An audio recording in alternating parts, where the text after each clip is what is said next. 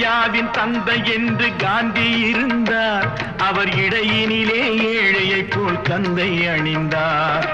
ஏணியாக தாழ்ந்தவர்க்கு உதவி புரிந்தார். இன்று இயேசுவோர்கள் அவரால் தான் பதவி அடைந்தார்.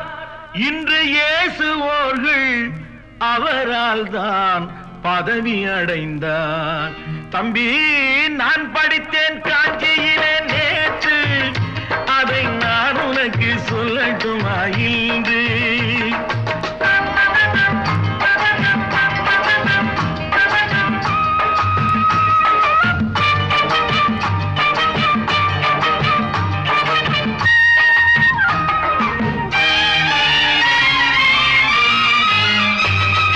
நாட்டுக்காக உழைப்பதற்கே அண்ணா பிறந்தார்.